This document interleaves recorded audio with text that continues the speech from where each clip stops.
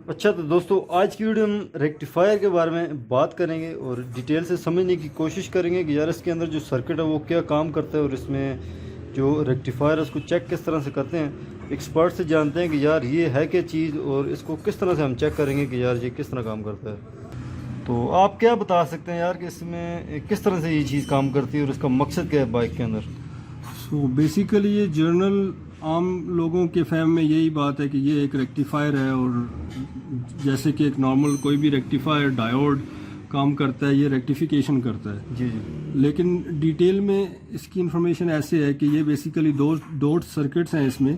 ठीक। एक सर्किट है आपकी बैटरी चार्जिंग के लिए और इसमें दूसरा सर्किट है आपकी किसी भी बाइक में, चाहे वो आजकल 70 है या 125 है, उसकी जो हेडलाइट टेल लाइट है उसको जो सप्लाई जाती है, जिससे हेडलाइट टेल लाइट पावर लेती है, उसके वोल्टेज को रेगुलेट करने के लिए भी यही मॉड्यूल इस्तेमाल होता है एज ए रेगुलेटर। सो इसके बेसिकली दो पार्ट हैं। अगर आप इसको थोड़ा डिटेल नज़दीक से देखें तो ये पार्ट है जिसमें एक डायोड आपको नज़र आ रहा है, ये दो पिन से कनेक्टेड है। ठीक है। और ये एक डायोड जो है ये बेसिकली बैटरी चार्जिंग के लिए जस्ट रेक्टिफाई कर रहा है, यानी कि जो आपका बाइक में अल्टरनेटर से आउटपुट आती है, जो जैसे देसी जुबान में कॉइल कड़ा बोलते हैं, उससे जो वाइट वायर के ज़रिए जो आउटपुट आती है वो इस डायोड के ज़रिए डीसी कन्वर्ट होके और बैटरी को चार्ज करने के लिए यूज़ होती है। तो ये एक सर्किट है जो कि रेक्टिफिकेशन होके बैटरी चार्जिंग करता है। और इसके साथ में दो पिन्स हैं। ये दूसरा सर्किट है जो कि बेसिकली थ्रू इस थैरिस्टर के रेगुलेशन कर रहा है। ये एक रेगुलेटर है जो कि जो पावर दूसरे एक और कॉइल से जो सेम अल्टरनेटर या कॉइल कड़े की येलो कलर की वायर है उसकी आउटपुट जो कि बेसिकली पैरेलल में light, tail light and headlight through switch connect होती है, उसकी जो वोल्टेज है उसको रेगुलेट करके रखता है। यानी आप जब बाइक को चला रहे होते हैं तो एक्सेलेरेट करते हैं, तो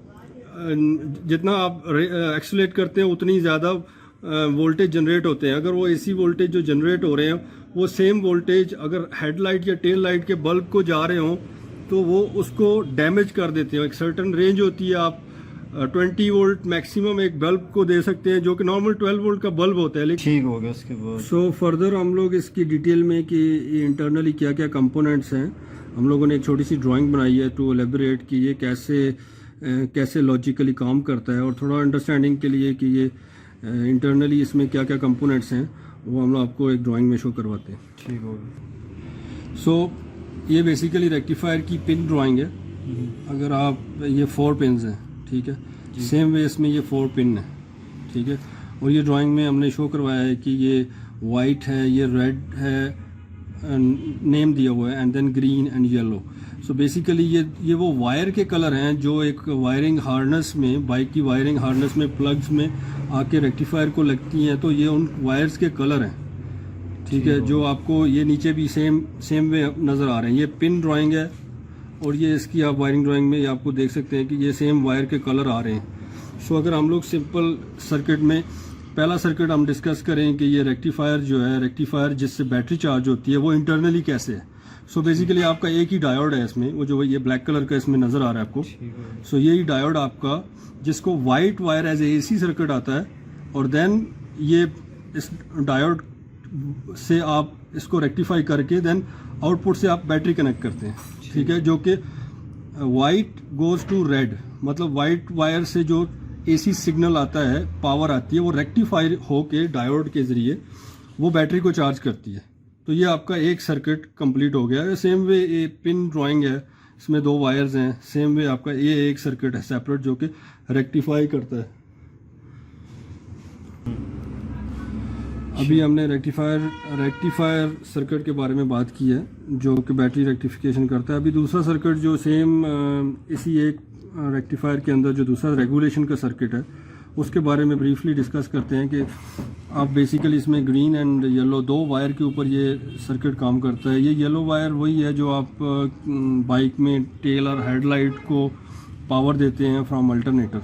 सो वो ये पैरेलल में ये डिवाइस, ये कंपोनेंट जो लगे हुए हैं, हमने डिटेल में एक ड्राइंग रफली बनाई है। सो जिसमें बेसिकली आप अगर इस पे फोकस करें तो ये रेक्टिफायर है।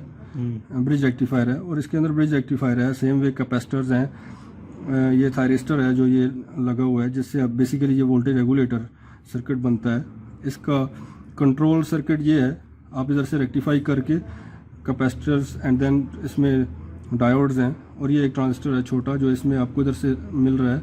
ये आपका गेट कंट्रोल कर रहा है, रेगुलेशन कंट्रोल, सेट वैल्यू आपने दी है कितने वोल्टेज से ऊपर नहीं जाना चाहिए, अराउंड 18 वोल्ट इतने से ऊपर नहीं जाना चाहिए। सो उसी हिसाब से ये थायरिस्टर इस ट्रांजिस्टर को रेगुलेट करता है BT151, और इसकी वजह से बेसिकली जो येलो में जो आपकी पावर आ रही है वो ग्राउंड होती है थ्रू रेक्टिफायर, थ्रू रेगुलेटर जो है वो येलो में आने वाले ओवर वोल्टेज को ग्राउंड करता है थ्रू रेगुलेटर, जिसकी वजह से ओवर वोल्टेज नहीं होते। सो बेसिक इस पूरे मॉड्यूल में इस सर्किट का काम है to protect over voltage, not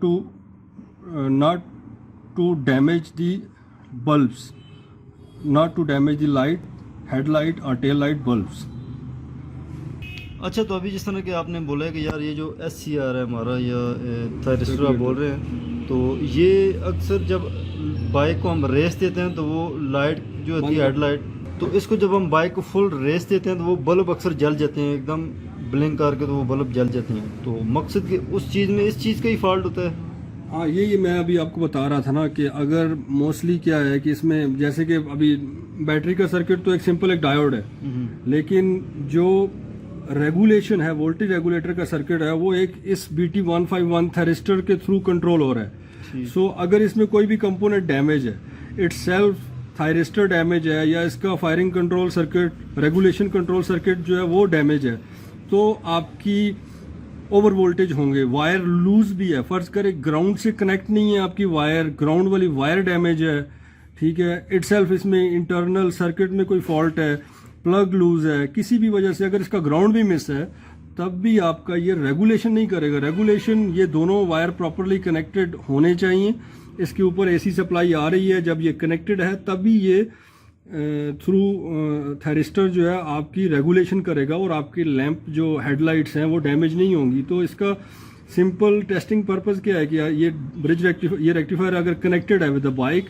और आप एक्सेलेरेट कर रहे हैं, तो एक मल्टीमीटर ले लें, जैसे ये मल्टीमीटर है, और इसको